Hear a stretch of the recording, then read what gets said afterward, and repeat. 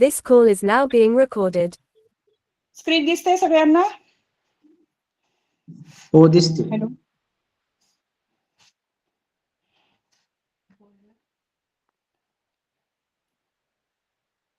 दिसते screen madam, बोला.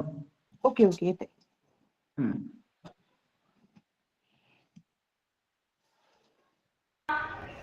आपल्या या आपल्या उपक्रमामध्ये ऑनलाईन तासिका यामध्ये जानेवारी 2025 या प्रश्नपत्रिकेचं आपण सोल्युशन पाहत आहोत. तर काल आपण 1 ते 9 प्रश्नापर्यंत सोल्युशन पाहिलेलं आहे. आता आपल्यास पुढचा प्रश्न 10 पासून आपल्याला 25 पर्यंत सोल्युशन आज आपल्याला पाहायचं आहे. तर विद्यार्थी मित्रांनो, प्रथम तर थोडीशी पूर्वज्ञान तुमचं जागृत करते की आपला जो भाषेचा पेपर असतो त्यामध्ये तो पहिल्या विभागात येतो की 1 ते 25 या प्रश्नामध्ये भाषा विभाग येतो आणि विभाग 2 मध्ये 26 ते 75 मध्ये गणित हा विषय येत असतो. तर आपण प्रथमतः 1 ते 3 या प्रश्नामध्ये आपणास उतारा, कविता हे आकलनावर येणारे प्रश्न आहे आणि त्यानंतर आपणास सुसंगत वाक्याचा परिचय आणि तिन्ही प्रश्न ज्यावेळेस वाचतो आपण त्यावेळेस आपल्याला प्रश्नांचा संदर्भ, प्रश्नांची उत्तर आपल्याला त्यामध्ये काढता येतात. संवाद. तर सुसंगत वाक्याचा परिच्छेदामध्ये 3 प्रश्न एकमेकांवर अवलंबून असतात आणि त्यानंतर संवाद असतो. तर त्या संवादावर सुद्धा 3 प्रश्न असतात आणि 6 गुण असतात आणि त्यानंतर आहे शब्द संपत्ती. यावर 6 प्रश्न आणि 12 गुण असतात. तर यामध्ये आपल्याला शब्द संपत्तीमध्ये आपण पाहिलेलं आहे समानार्थी, विरुद्धार्थी शब्द, शुद्ध शब्द, अलंकारिक शब्द, शब्दसमूहाबद्दल एक शब्द, वाक्प्रचार, म्हणी आणि पारिभाषिक शब्द अशा घटकांचा या शब्द संपत्तीमध्ये काय होतो, उपयोग होतो आणि यावरच आपल्याला प्रश्न विचारले जातात. तर प्रश्न असतात 6 आणि गुण असतात 12. सगळ्यात महत्वाचा म्हणजेच मराठी भाषेचा जो आत्मा आहे किंवा ज्यामुळेच मराठी भाषेला चढ उतार लय हा हे घटक त्याच्यामध्ये किंवा भाषेचं सौंदर्य वाढवण्यासाठी कार्यात्मक व्याकरण वापरलं जातं. रमेशने आंबा खाल्ला, आपण असं म्हणू शकत नाही ना रमेशने आंबा खाल्ली नाही, म्हणजे कारण मग व्याकरणामध्ये कुठेतरी गफलत झाली म्हणून आपले हे वाक्य काय होतं की त्यानुसार काय होतं, क्रियापद बदलतं. म्हणजेच कार्यात्मक व्याकरणाला सुद्धा मराठी भाषेमध्ये अतिशय महत्वाचा तो घटक आहे. यामध्ये काय होतं, वर्ण विचार, संधी, शब्दांच्या जाती, विकारी, अविकारी, नाम, सर्वनाम, विशेषण, क्रियापद, क्रियाविशेषण, शब्दयोगी अव्यय, उभयन्वयी अव्यय, केवळ प्रयोगी अव्यय, लिंग, वचन, विभिन्न असे कारक व सामान्य शब्द, प्रयोग, शब्दांचे प्रकार, मग केवळ प्रयोगी, मिश्र, संयुक्त, विराम चिन्हे, काळकाळ, वर्तमान काळ, भूतकाळ, भविष्यकाळ, समास, अलंकार, वृत्त आणि मराठी साहित्याविषयी सामान्य ज्ञान अशा सर्व घटकांमध्ये आपल्याला कार्यात्मक व्याकरणामध्ये 11 प्रश्न असतात आणि त्याला 22 गुण असतात. आणि शेवटचा सगळ्यात महत्वाचा घटक म्हणजे मराठी साहित्य व टोपण नाव सामान्य ज्ञान, पण यावर 2 प्रश्न असतात आणि 4 गुण असतात. अशा प्रकारे आपल्या मराठी पेपरचं स्वरूप असतं आणि त्या स्वरूपावरूनच आपण प्रश्नपत्रिकेचं आता विश्लेषण घेत आहोत. तर आपण 1 ते 10 प्रश्नांची परत एकदा काय करूया, उजळणी घेऊया. आपण परिच्छेद वाचले नजरेने तो वाचून काढायचा आहे पटकन. तर यामध्ये पहिला प्रश्न आहे, कोणती सवय तुम्हाला वाईट विचारांपासून दूर ठेवणार नाही? तर याचं उत्तर आहे कार्यात्मक विचार. वरील उत्तरावरून असत्य विधान कोणते? तर याच पर्याय आहे 1 नंबर, विचारांची देवाणघेवाण न करणे. खालील कोणत्या शब्दांचा विरुद्ध शब्द उत्तरात दिलेला नाही, तर याचा पर्याय आहे विजय. तर याचा आपल्याला या उत्तरामध्ये विरुद्धार्थी शब्द दिलेला नाही. तर पुढचा प्रश्न आहे 14. पुढीलपैकी अशुद्ध शब्द कोणते? तर याचे आपल्याला काय करायचे? पर्याय निवडायचे. ते पण किती निवडायचे? 2. या प्रश्न वाचताना या ठिकाणी लक्ष द्या आणि आपल्याला काय विचार अपरिमितीय व अणुचाचणी असे 2 या प्रश्नांचे पर्याय आहेत. पुढील 5वा प्रश्न आहे. पुढीलपैकी चुकीचा अर्थ असलेला अलंकारिक शब्दाचा पर्याय निवडा. तर यामध्ये आहे कपलक, अत्यंत श्रीमंत व्यक्ती. दुसरा प्रश्न आहे 6. खालील शब्द समूहाबद्दल योग्य शब्द पर्यायातून निवडा. कमी वेळ टिकणारा म्हणजे क्षणभंगूर. क्षणभंगूर. पुढचा आहे पुढील वाक्य पूर्ण करण्यासाठी योग्य व वाक्यप्रचाराची निवड करा. तर वाक्य आहे परीक्षेत कमी गुण मिळाल्याने प्रथमेशचा टिंब झाला नशा उतरणे. म्हणजेच काय झाली त्याची? नशा उतरली. पुढे 8वा प्रश्न. वाईटाबरोबर कधी कधी चांगल्या माणसाचेही नुकसान होते या अर्थाची योग्य म्हण पर्यायातून निवडा. वाईटाबरोबर चांगल्याही माणसांचं काय होते? नुकसान होतं. तर याचा पर्याय आहे ओलेही जळते आणि वाळलेलेही जळते. अशा प्रकारे याची म्हण आहे. तर पुढचा प्रश्न आहे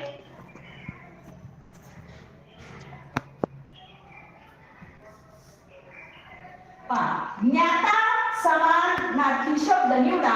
त्याचे 2 पर्याय निवडायचे.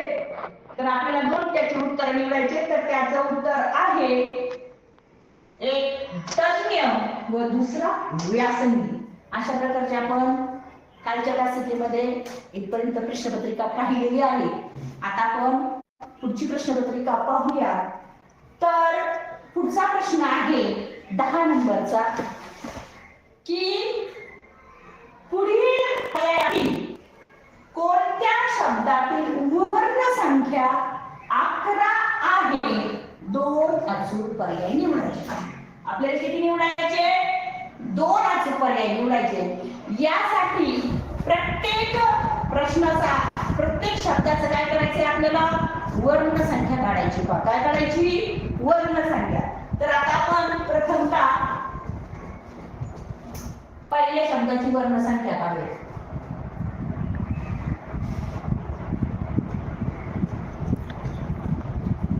पहिला शब्द आहे ब्रह्मचर्य. आता या ब्रह्मचर्य शब्दामध्ये किती वर्ण आलेले आहेत ते आपल्याला स्पष्ट पाहिजे. तर यामध्ये पहा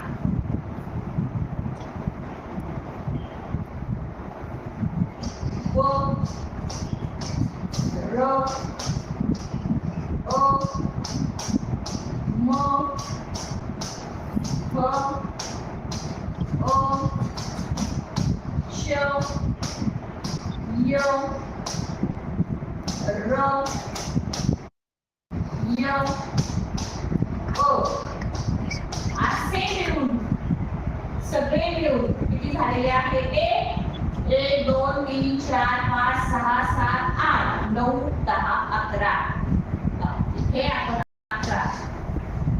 घाई आपल्याकडून एखादा अंक मोजायचा राहूही शकतो किंवा घाई गडबडीत आपण मोजतोय आणि लिहितोय असं येऊ शकतो. त्याच्यासाठी सेकंदामध्ये नंबर टाकून घ्यायचे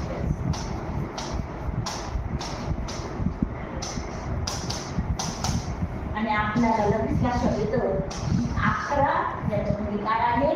वर्ण संख्या आहे. आणि आपल्याला प्रश्न विचारलेला आहे. काय विचारलाय? पुढील पर्यायातील कोणत्या शब्दाची वर्ण संख्या 11 आहे ते निवडा. तर आपल्याला 2 पर्याय निवडायचे अचूक. म्हणून आपल्याला पहिलं उत्तर मिळालेलं आहे 11. तर आपल्याला बाकीचे 3 शोधायचे आहे. तर आता पुढचं पाहूया. ज्ञानबुद्धी.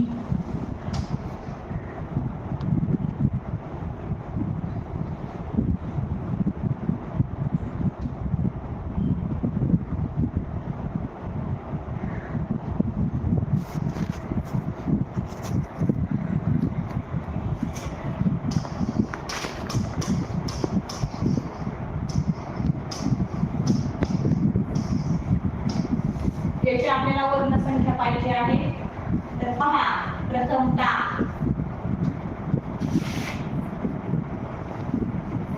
द न य या हे झालं नीट.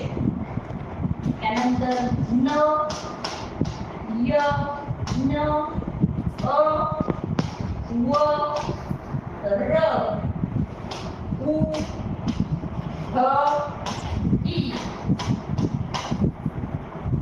हे झाले ज्ञानबुद्धी या शब्दाची वर्णसंख्या. तर पहा,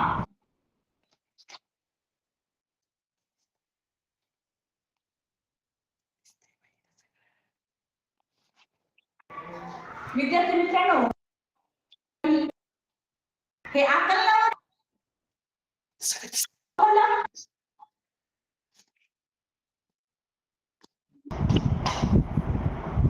हे झाले ज्ञानबुद्धी या शब्दाची वर्णसंख्या. तर पहा, आपण सांगितलेले काय टाकायचे, त्याचं नंबरिंग करायचं. नंबर टाकल्यामुळे काय होतं आपल्याला, की आपल्याला पटकन लक्षात येतं की याची किती आहे का. 1 2 3 4 5 6 7 8 9 10 आणि 11. तर आपल्याला इथं सुद्धा काय झालंय की आपल्याला ते काय झालं, उत्तर आपल्याला मिळून गेले बा. याचं सुद्धा उत्तर आपल्याला मिळून गेलं. याचं सुद्धा किती आहे, 11. आणि आपल्याला फक्त 2च विचारले होते, पर्याय 2च अचूक उत्तर काढायचे होते. मग आपल्याला पहिल्या 1 मध्ये आणि पर्याय 2 मध्ये आपल्याला दोन्ही उत्तर काय झालेली आहे, आपल्याला मिळालेली आहे. तरी पण आपण 3 आणि 4 च आपण पाहूया, तुमच्या माहितीसाठी आपण पाहूया.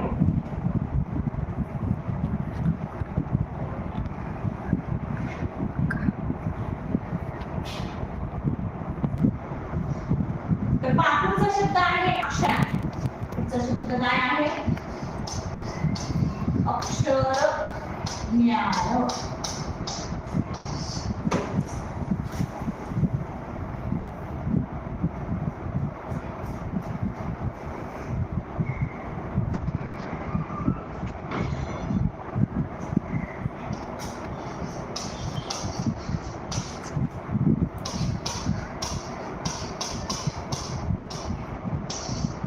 अक्षर ज्ञानाची सुद्धा वर्णसंख्या आपल्याला मिळवायची आहे.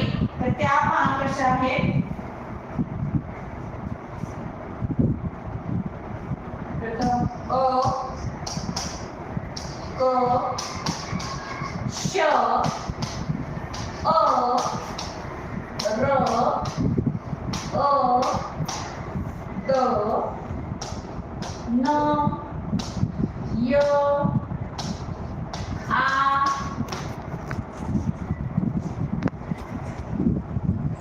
न आणि य. तर अशा प्रकारे अक्षरज्ञान याचे हे वर्णसंख्या आहेत. तर त्या आपण मोजूया किती आहेत त्या. 1 2 3 4 5 6 7 8 9 10 11 आणि 12. तर त्याच्या किती 12. हे आपल्या पर्यायामध्ये नाही, हे आपल्याला उत्तरामध्ये नाही. पर्याय क्रमांक 1 आणि 2 बरोबर आहे. हा जरी पर्यायामध्ये अक्षर ज्ञान हा शब्द दिलेला असला तरी याच्या वर्णसंख्या किती आहे, 12 आहे. तर पुढचा राहिलेला शब्द आहे सर्वश्रुत.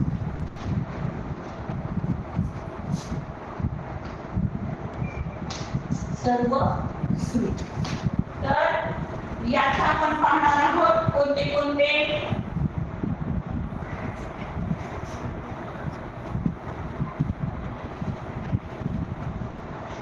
यामध्ये आहे स अ र व अ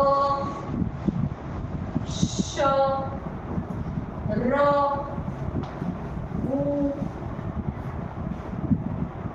त अ. सर्वश्रुत या शब्दाचे अशा प्रकारे प्रकारे वर्णसंख्या पडत आहे.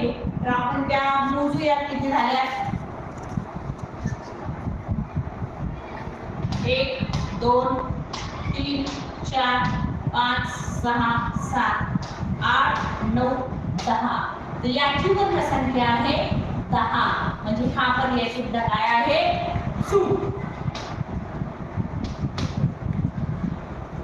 तर तुमच्या लक्षात येण्यासाठी आपण पुन्हा एकदा याचं वाचन करणार आहोत. पुढील पर्यायातील कोणत्या शब्दांची वर्णसंख्या 11 आहे असे अजून 2 पर्याय आपल्याला काय सांगितले, त्यांनी निवडायला सांगितलेले आहे. तर आपण पुन्हा एकदा हा प्रकार तुमच्यासाठी पाहणार आहोत. तर पहा, ब्रह्मचर्य. ब्रह्मचर्य या शब्दाच्या वर्णसंख्या किती पडतात. तर पहा, ब र अ म ह अ स अ र य अ. तर ब्रह्मचर्य या शब्दाचे 1 2 3 4 5 6 7 8 9 10 11 अशा प्रकारे वर्णसंख्या 11 आहे. आपला पर्याय क्रमांक 1 हा बरोबर आहे. आपल्याला 11 वर्णसंख्या निवडायला सांगितलेल्या आहेत. त्यानंतर पर्याय क्रमांक 2 ज्ञानवृद्धी. तर यामध्ये पहा, ड न य आ न अ व र उ ध ई. तर पहा, 1 2 3 4 5 6 7 8 9 10 11. तर या ज्ञानवृद्धी या शब्दाच्या सुद्धा 11 वर्णसंख्या आहे. त्यानंतर अक्षरज्ञान. अक्षरज्ञानामध्ये अ क श अ र अ द न य आ न आणि अ. तर यामध्ये सुद्धा 1 2 3 4 5 6 7 8 9 10 11 आणि 12. तर अक्षरज्ञान या शब्दाच्या वर्णसंख्या 12 आहे. म्हणजे आपला हा पर्याय क्रमांक नाही.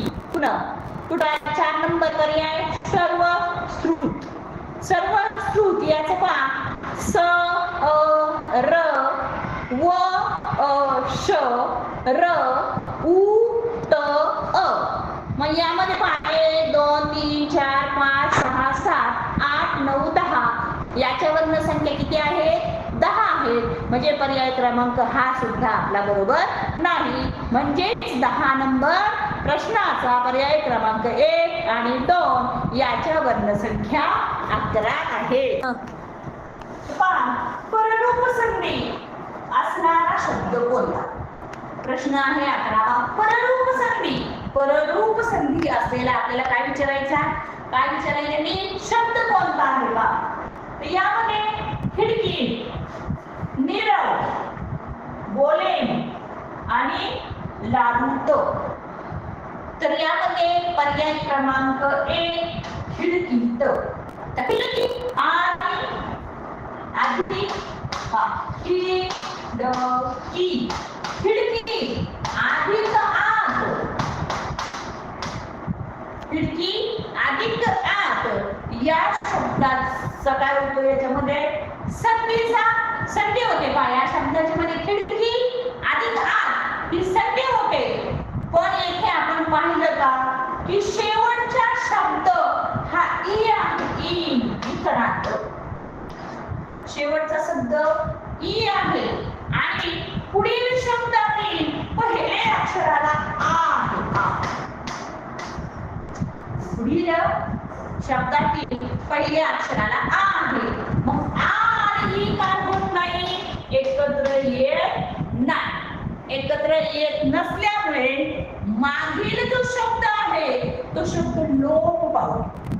तो लोप पावल्यामुळे पुढील स्वर कायम राहतो आणि पुढील स्वर कायम राहिल्यामुळे म्हणूनच या शब्दामध्ये आपण पररूप संधी यामध्ये याचा पर्याय क्रमांक आहे खिडकीत. खिडकीत. तर आता आपण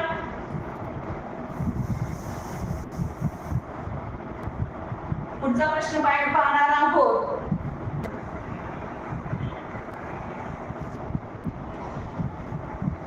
पुढचा 12 नंबरचा प्रश्न आहे पहा की सोबत दिलेल्या वाक्यातील आधुनिक शब्दाची जात ओळखायची. काय ओळखायची आपल्याला? जात ओळखा. वाक्य आहे हे झाड लतांनी वेढलेलं आहे. हे झाड लतांनी वेढलेलं आहे. म्हणजे लता म्हणजे काय?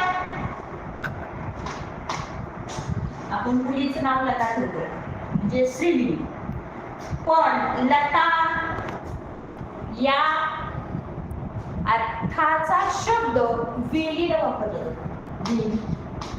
लता म्हणजे वेली. समानार्थी शब्द आहे. लता म्हणजे वेली. तर हे लता हे नाव सामान्य नाम आहे. सामान्य नाम काय आहे? सामान्य नाम. ती विशेष नाम पण नाही, विशेषण पण नाही, विशेष नाम पण नाही आणि सर्वनाम सुद्धा नाही. तर हे झाड लतांनी वेढलेलं आहे याचा पर्याय क्रमांक आहे एक सामान्य नाम. आता पुढचा आपल्याला प्रश्न आहे की पुढील वाक्यात ज्या प्रयोगाचे आहे त्याच प्रयोगाचे वाक्य पर्यायातून निवडायचे. म्हणजे आपल्याला एका प्रयोगाचं नाव दिलेलं आहे. आपल्याला माहिती आहे प्रयोगाचे 3 प्रकार आहे.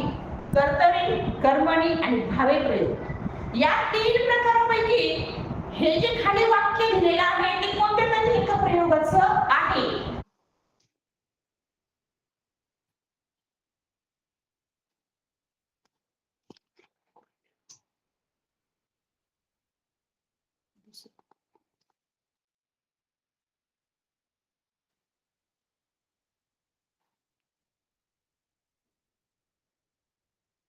पुढील वाक्य ज्या प्रयोगाचे आहे त्याच प्रयोगाचे वाक्य पर्यायातून निवडायचे. म्हणजेच आपल्याला माहिती आहे प्रयोगाचे 3 प्रकार आहेत. कर्तरी प्रयोग, कर्मणी प्रयोग, भावे प्रयोग. तर या 3 प्रकारांपैकी हे जे वाक्य खाली उदाहरणामध्ये दिलेलं आहे ते कोणत्या तरी एका प्रयोगाचं आहे आणि त्या प्रयोगाचंच वाक्य आपल्याला पर्यायातून निवडायचं आहे. वाक्य बघूया कोणतं आहे? मित्राने मला घरी बोलावले. त्याला कोणी घरी बोलवलं? मित्राने घरी बोलवलं. आणि मग हा जो कर्ता आहे तो कोण आहे?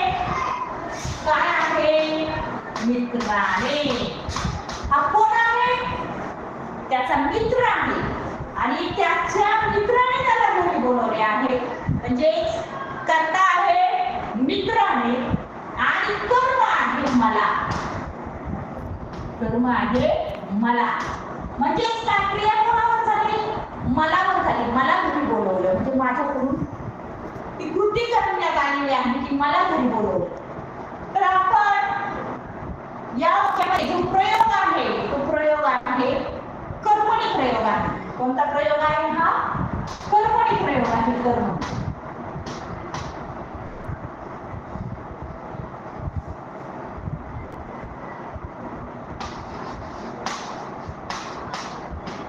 कर्मणी प्रयोग आहे.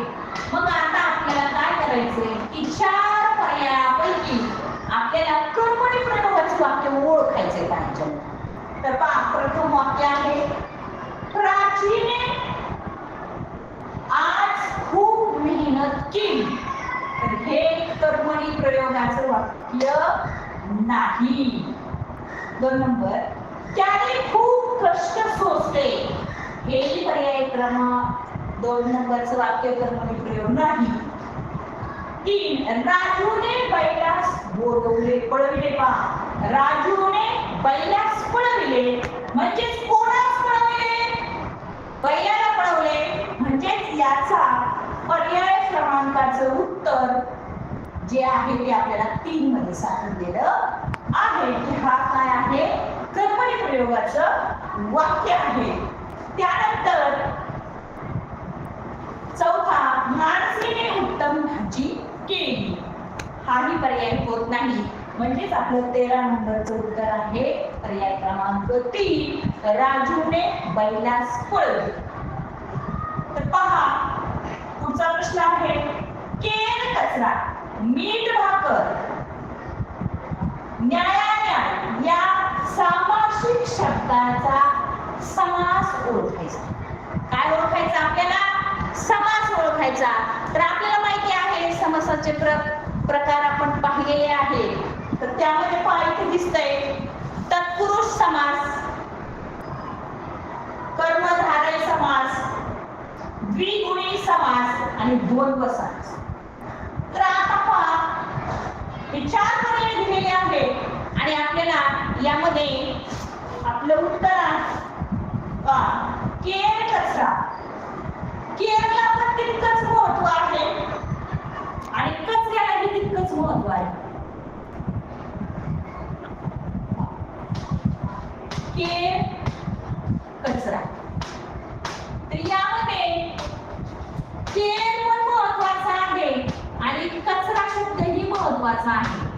म्हणजेच आपल्या लक्षात आलं की हा द्वंद्व समासामधलाच पर्याय आहे पहा. म्हणजे आपल्या लक्षात आलंय की 14 नंबरचा जो प्रश्न आहे त्याचा पर्याय आहे द्वंद्व समास. तर पहा आपण पाहूया की इतरेतर द्वंद्व समास हा कोणता समास आहे?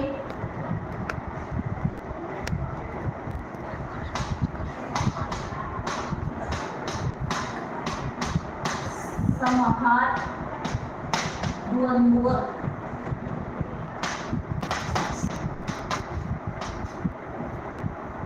जो केर कचरा शब्द आहे तो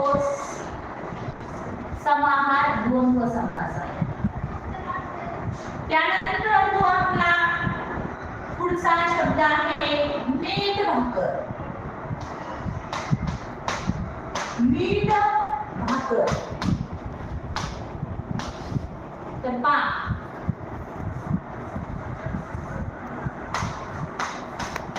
मीठ आणि भाकर आणि भाकर यामध्ये हा समास आहे इतरेतर समास. कोणता समास आहे हा? इतरेतर समास.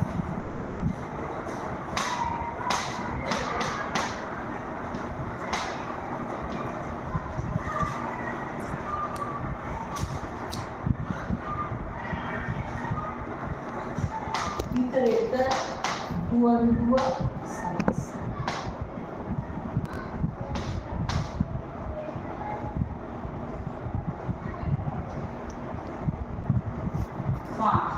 केर कचरा समाहार द्वंद्व समास.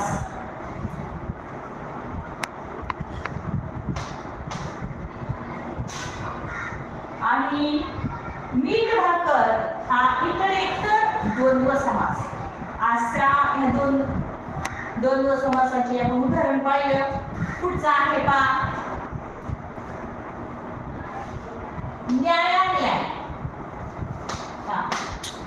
न्याय न्याय हा जो शब्द दिलेला आहे आपल्याला तर हो हा समास आहे न्याय किंवा अन्याय. किंवा अन्याय. न्याय किंवा अन्याय असा हा त्याची फोड होते. आणि हा समास आहे आपला वैकल्पिक समास. वैकल्पिक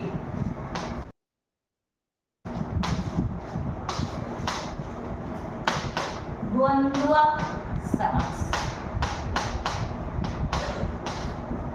आता आपण पाहिलेला आहे की 4 नंबरचा जो प्रश्न 14 नंबरचा जो प्रश्न आहे त्याचा 4 नंबरचा पर्याय आहे द्वंद्व समास. तर पहा प्रश्न 14वा आहे केर कचरा मीठ भाकर न्याय या सामासिक शब्दाचा समास ओळखा.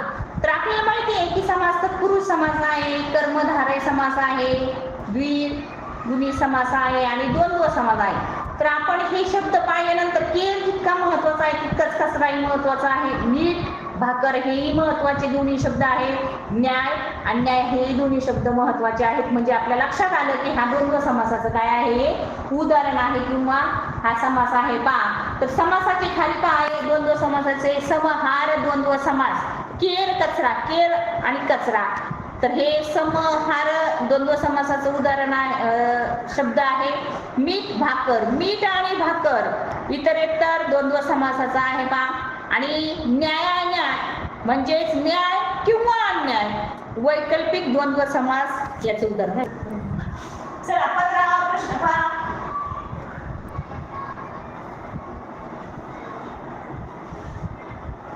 ते एवढेसे पोर हरणासारखे चपळ होते. ते एवढेसे पोर हरणासारखे चपळ होते या वाक्यातील अनुक्रमे उपमान व उपमेय असणारा पर्याय निवडायचा. उपमेय व उपमान आपल्याला हे प्रश्नामध्ये निवडायचं आहे. आता आपल्याला माहिती आहे उपमेय कशाला म्हणतात ज्याची तुलना केली आहे. मग पहा आपलं काय मत आहे उपमेय कशाला म्हणतात की ज्याच्याशी तुलना केलेली आहे, ज्याची तुलना केली आहे. आणि उपमान म्हणजे काय की ज्याच्याशी तुलना केलेली आहे, ज्याची तुलना आणि ज्याच्याशी केलेली आहे याचं उपमेय आणि उपमान होतं. ज्याच्याशी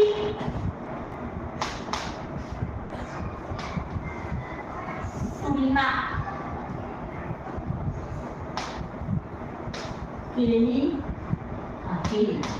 मग आता आपल्याला माहिती आहे उपमेय कशाला म्हणतात आणि उपमान कशाला म्हणतात. उपमेय म्हणजे ज्याची तुलना केलेली आहे.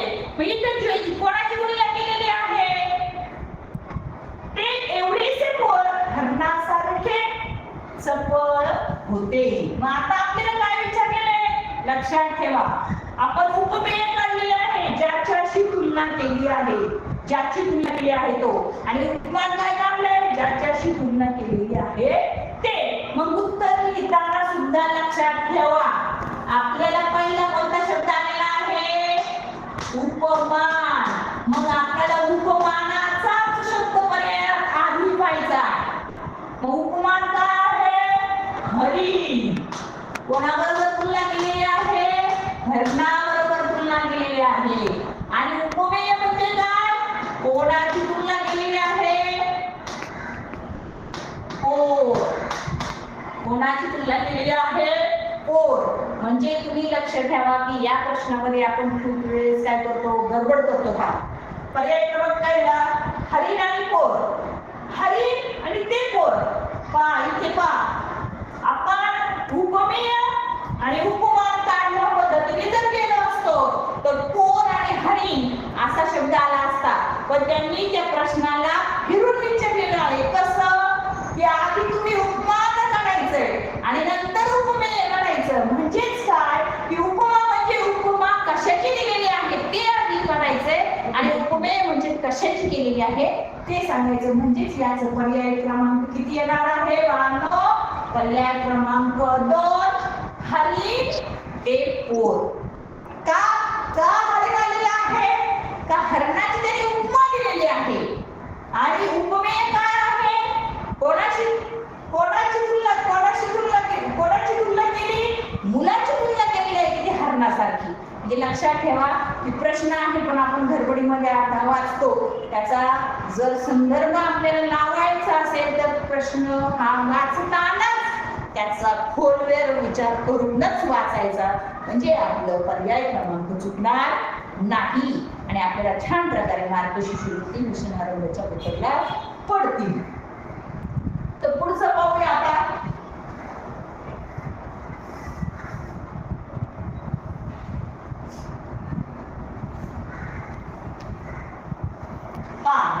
प्रश्न 16. मराठी भाषेचे शिवाजी कोणाला म्हणतात?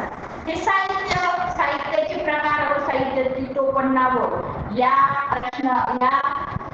अभ्यासक्रमावर आलेला हा प्रश्न आहे. तर यामध्ये कोणाला म्हणतात? विष्णू शास्त्री चिपळूणकर यांना मराठी भाषेचे शिवाजी असे म्हटलं जाते. पुढे प्रश्न 17. पुढीलपैकी कोणत्या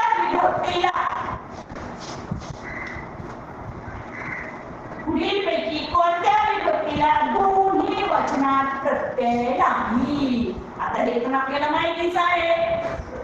विभक्ती किती आहेत? 7. आणि त्यामध्ये प्रथमा या विभक्तीला काय आहे? एकही काय नाही आहे? प्रत्यय आहे. हे आपल्याला माहिती आहे. म्हणून याचा पर्याय क्रमांक आहे 4 प्रथमा. तर 18 प्रश्न आहे. खेळामध्ये तो नेहमी पुढे मागे असायचा. तो खेळामध्ये कसा असायचा? पुढे असायचा. पुढे असायचा पुढे.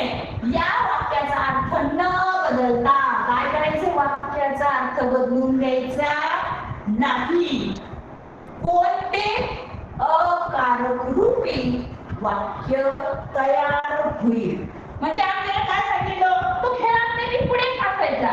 पुढे असणारं वाक्य ह्या 4 पर्यायामधून निवडायचं, पण काय करायचा? बदलून द्यायचा नाही. तर पाहूया आपण. पर्याय क्रमांक 1. तो कधीच खेळत नसे. 2. तो खेळत नसे म्हणजे तो खेळायलाच नव्हता, पण तो पुढे येईलच कसा? खेळामध्ये तो कधीही पुढे नसायचा. खेळामध्ये तो कधीही पुढे नसायचा. इथं काय दिलंय? खेळामध्ये तो नेहमी मागेच असायचा. खेळामध्ये तो काय असायचा?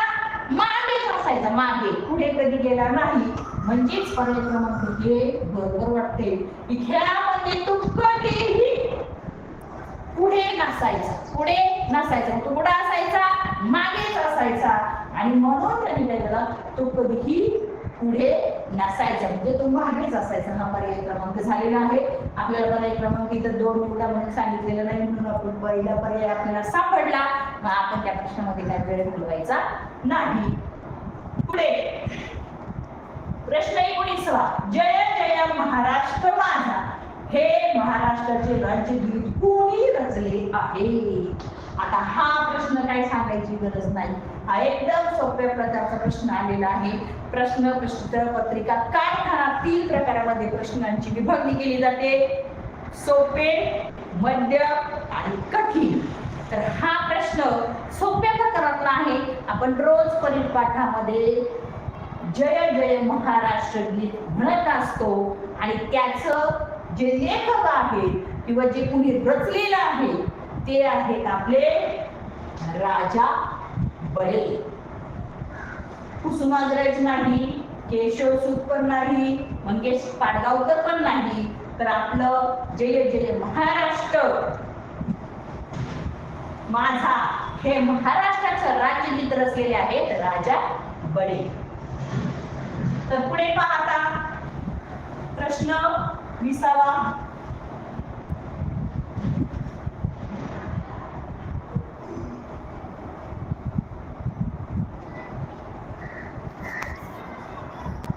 मनात अल्प संकल्प तोही नसावा, सदा सत्य संकल्प चिंतित वसावा.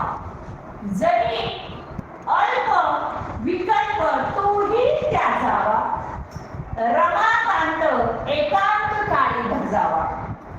या ओळी कोणत्या वृत्ताच्या आहेत? या ओळी कोणत्या वृत्ताच्या आहेत? मागील वृत्त शिकवलेले आहेत का? 3 वृत्त आहेत. काय? भुजंग, प्रयाग वसंतलिका, मालिनी हे 3 वृत्त आपल्या अभ्यासक्रमामध्ये आहे. मंद हा शब्द पर्याय क्रमांक 4 असा दिलेला आहे की 4 पर्याय व्हावा म्हणून, पण आपल्या अभ्यासक्रमामध्ये आपल्याला 3 वृत्त शिकवलेले आहे. आणि ते 3 वृत्त म्हणजे काय की भुजंग प्रयासाचे 4 चरण असतात. किती चरण असतात? 4 चरण असतात. आणि 4 चरण असून सुद्धा 6व्या चरणावर किंवा यतीही 6व्या चरणावर असते. आणि यामध्ये 12 अक्षर असतात. किती अक्षर असतात? 12 अक्षर असतात. आणि गण असतात. किती असतात गण? य य य य. म्हणजे 4 वेळेस काय असतो? य असतो. भुजंग प्रयासाचे अक्षर किती असतात?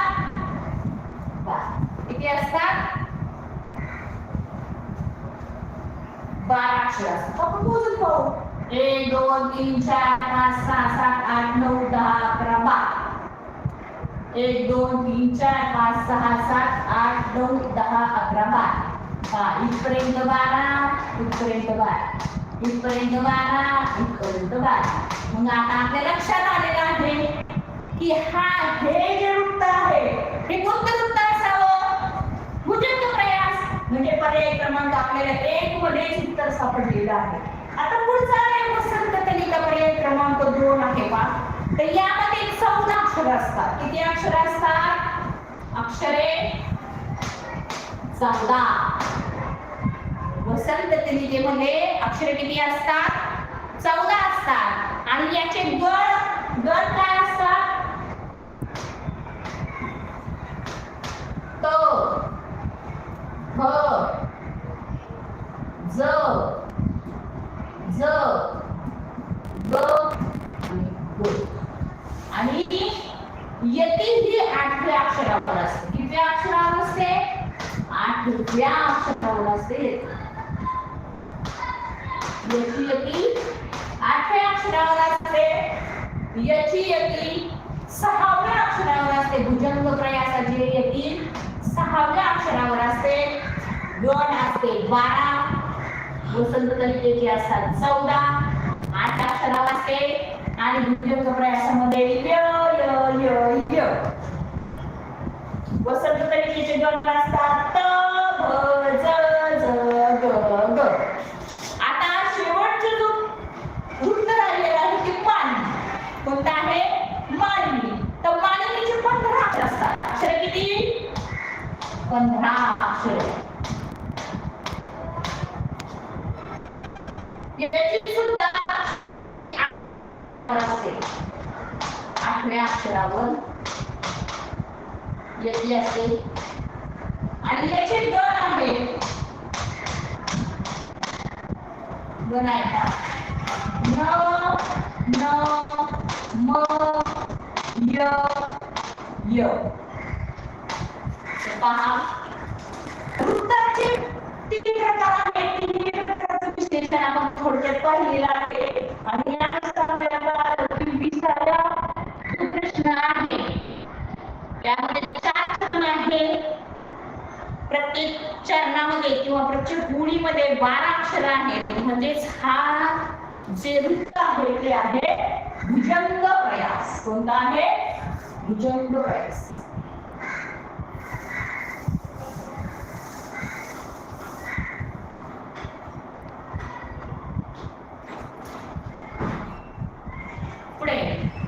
पुढील वाक्यातील क्रियापदाचा अर्थ ओळखा. तेवढी खिडकी लाव पाहू. तेवढी खिडकी लाव पाहू म्हणजे आपण एखाद्याला काय सांगितलं की अरे बा तुम्ही खिडकी लाव पाहू. म्हणजे त्याला काय केली? आज्ञा. त्याला काम सांगितलं, त्याला ते करणं भागच आहे. म्हणजेच काय झालं? ते आज्ञा ही वाक्य झालं. स्वार्थ नाही, आज्ञा केलेली आहे तेवढी खिडकी लाव. संकेतार्थ नाही, संकेत दिलेला नाहीये. आणि विद्यार्थी सुद्धा नाही. तर याचा पर्याय क्रमांक आहे आज्ञार्थ. तर 22वा प्रश्न पुढचा 22वा. पुढीलपैकी निश्चितपणे अनेक वचनी शब्द असणारा पर्याय निवडा. एक वचन अनेक वचन आपण पहिल्यापासून लहान शिकलेलो आहे. एक लाडू, 2 लाडू, भावाला 2 लाडू दिले, मला एकच दिला, म्हणजे त्याला माझ्यापेक्षा जास्त दिलेला आहे. म्हणजेच याच्यामध्ये काय झालं की एक वचन आणि अनेक वचन हे आपल्याला यामधून पर्यायामधून शोधायला सांगितलेलं आहे. पहा, पर्याय म्हणजे जमिनी, खाली, सोयी, तर याचा पर्याय क्रमांक आहे 4, नाही. पुढे पहा, प्रश्न आहे 23वा. आता पहा, प्रश्न क्रमांक 23 ते 25 साधी सूचना. पुढील सुसंगत वाक्याचा परिच्छेद रिकाम्या जागी योग्य शब्द पर्यायातून निवडून पूर्ण करा. आपण पाहिलेलं आहे सुसंगत वाक्याचा जो परिच्छेद असतो ते तिन्ही वाक्य ज्यावेळेस आपण वाचन करू त्यावेळेस आपल्याला त्याचा काय होणार आहे संदर्भ लागतो आणि त्यामुळे ते आपल्याला काय होतात ते प्रश्न संदर्भ लागल्यानंतर तिन्ही प्रश्न आपले सुटतात. इथे काय दिले पाहिजे 23 प्रश्न. पहाटेची वेळ होती, सुगंधा टिंबटिंब होती. तुम्हाला सांगा, घुरत बोलत गाठोपेट सांगत होतो. आता पहाटेची झोप कशी असते आपल्याला सगळ्यांना माहिती आहे. आपल्याला मम्मीने किती एवढ्याला बोलतो असंच थांब ना ग उठतो ना. तर ही झोप कशी असते? साखर झोप असते, गोड गोड झोप असते आणि सर्वांना ही झोप लागतेच पा. आणि म्हणून याच पर्याय आहे पहाटेची वेळ होती आणि सुगंधा साखर झोपेत होती.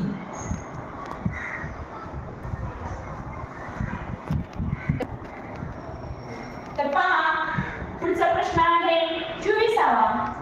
आई तिच्या टिंबटिंब जागी झाली. तर पहा, आपल्याला पहिला प्रश्न आपण पाहिलेला आहे का सुगंधा कशी झोपेत होती? साखर झोपेत होती. पुढचा प्रश्न आहे आई तिच्या टिंबटिंब जागी झाली. हसण्याने, रडण्याने, ओरडण्याने आणि चिडण्याने. काही संदर्भ आपल्याला खालचा प्रश्न वाचल्यानंतर कळणार आहे. 25 तिची एका टिंबटिंब स्वप्नाने घाबरगंडी उडाली आहे. आता आपली घाबरगंडी कशाने उडते की आपल्याला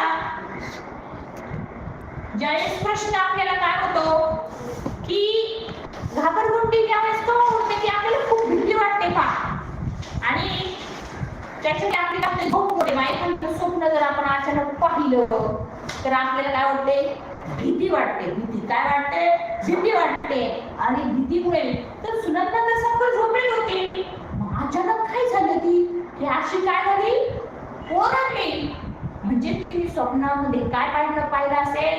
भयंकर स्वप्न पाहिलेलं असेल का? तिची एका टिंबटिंब स्वप्नाने घाबरगुंडी उडाली. कशाने? तर भयंकर स्वप्न पाहिल्यामुळे. आणि आई तिच्या टिंबटिंब ओरडण्याने जागी झाली. तिच्या ओरडण्याने ती ओरडल्यामुळं काय झालं? आई जागी झाली आणि भयंकर स्वप्नाने घाबरगुंडी उडाली होती. कोणाची? सुगंधाची. म्हणजे सुसंगत वाक्याचा परिच्छेद असा असतो की तीनही वाक्य वाचल्याशिवाय आपल्याला या एकावर एक तिन्ही प्रश्न एकमेकांवर अवलंबून असतात आणि त्याचे 3 प्रश्न असतात आणि 6 गुण असतात. तर विद्यार्थी मित्रांनो, प्रश्न प्रथमतः वाचताना सखोल त्याचं ज्ञान करता तो वाचायचं. म्हणजे आपल्याला एका प्रश्नाला 20 किंवा 30 सेकंदामध्ये तो प्रश्न वाचून आपल्याला त्याचं उत्तर काढायचं, उत्तर करायचं.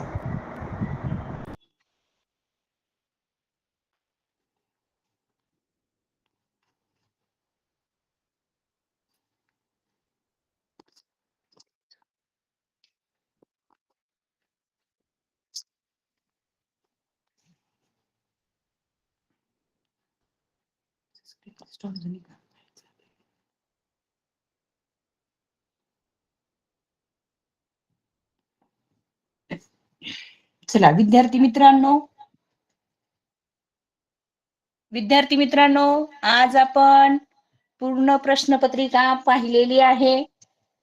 12 जानेवारी 2025 ही प्रश्नपत्रिकेचं अतिशय सखोल असं आणि सोप्या भाषेमध्ये खूप छान प्रकारे स्पष्टीकरण घेतलेलं आहे. तर हे पहा, मी सरावासाठी एक प्रश्नपत्रिका आपल्या पुढे ओपन केलेली आहे. तर सर्वांनी पटकन हा परिच्छेद वाचून घ्यायचा आहे. ही कविता आहे पहा, तुम्हाला मी सांगितलं होतं की आकलनावर एकतर परिच्छेद येतो किंवा कविता येते.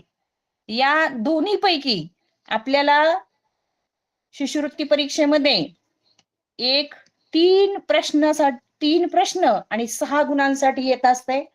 तर सर्वांनी ही कविता काही क्षणात वाचलीच असेल. आपण पटकन ही सरावासाठी 25 प्रश्नांची प्रश्नपत्रिका सोडूयात.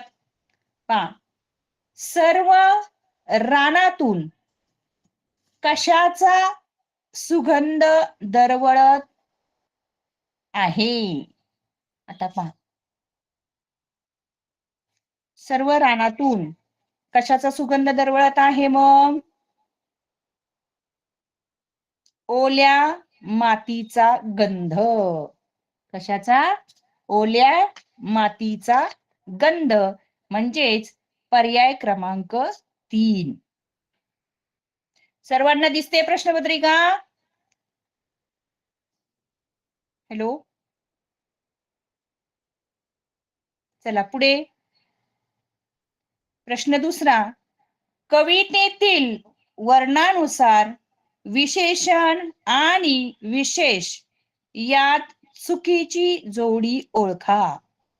पर्याय क्रमांक 1 बोलती कानगोष्टी, 2 काळी माती, 3 निर्मळ गाणे, 4 कौलारू घरटे.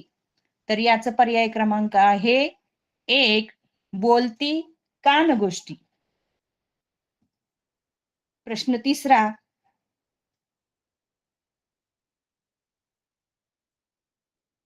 तुरीच्या हरी कानगोष्टी कशाची करीत आहेत?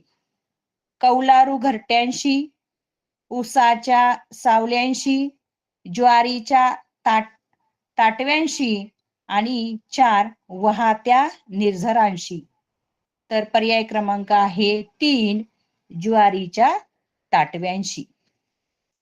आता पर्याय क्रमांक 4 प्रश्न चौथा. पहा, पहिले 3 प्रश्न घेतले, त्याला 6 गुण मिळाले.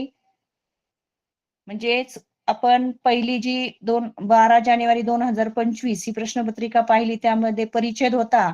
आणि आता आपण सरावासाठी जी प्रश्नपत्रिका घेतलेली आहे त्यामध्ये कविता आहे पहा.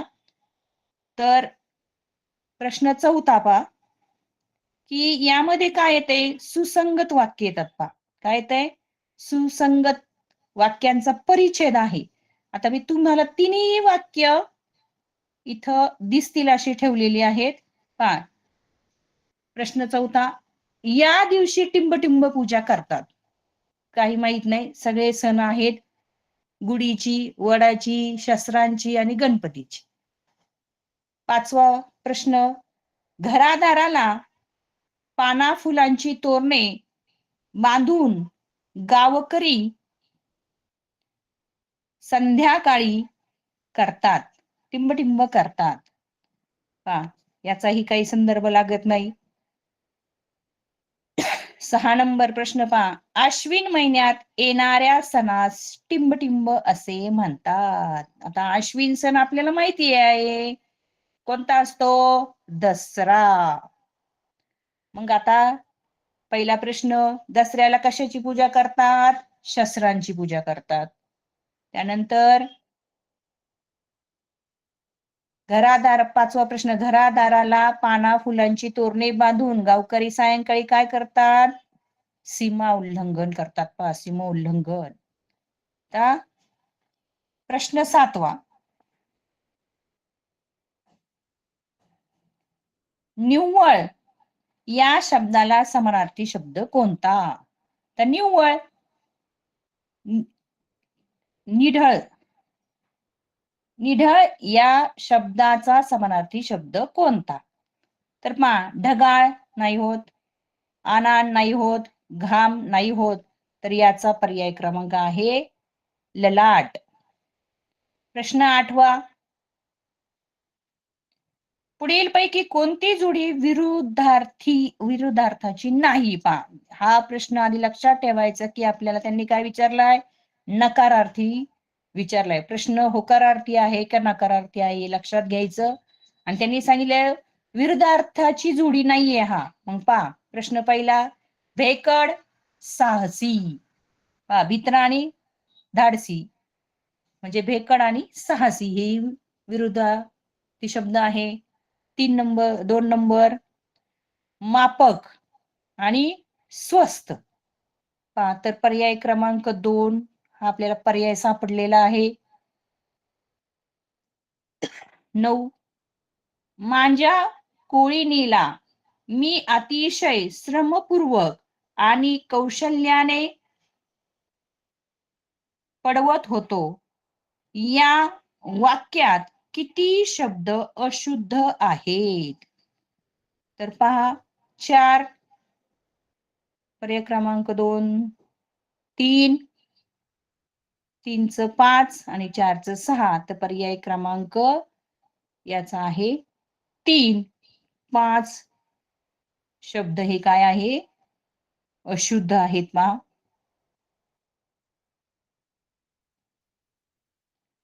प्रश्न 10वा पहा,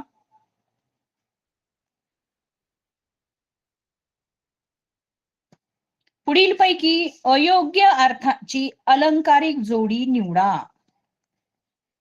पहा, मेतकूट म्हणजे घनिष्ठ मैत्री, पिकले पान वृद्ध मनुष्य, पाप्यांचे पितर अत्यंत पापी व्यक्ती. 4, धारवाडी काटा न्यायाने वागणारा. म्हणजेच पर्याय क्रमांक 3, पाप्याचे पितर म्हणजे अतिशय पापी व्यक्ती. तर प्रश्न 11वा, निरुत्साह वाटणे म्हणजेच काय वाटतं आपल्याला? निरुत्साह म्हणजे काय? उत्साही नसलेला. मग याच्यात काय सांगितलं तुम्हाला? या अर्थाचा योग्य वाक्प्रचार ओळखा. मग पहा, भोवळ येणे, मनावर मरभळ येणे म्हणजे पहा, मनावर मरभळ येणे म्हणजे काय होईल? आपल्याला निरुत्साह म्हणजे कुठलेही काम आपल्याला करूशी वाटत नाही. पहा पुढे पर्याय प्रश्न 12वा, पुढीलपैकी कानडी भाषेतील शब्द कोणता? आता कानडी भाषा, ताई हा शब्द कानडी भाषेतला आहे. पहा,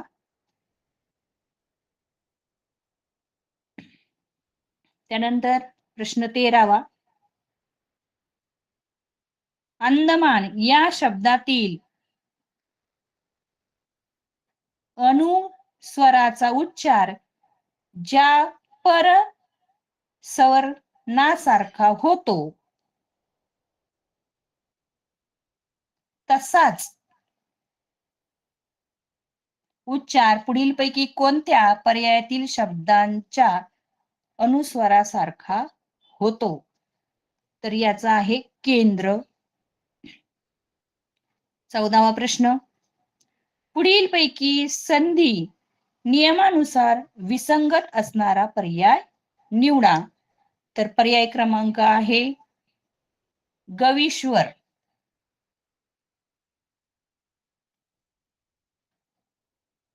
तर पाहता प्रश्न 10 राहिलेले आहेत आपले.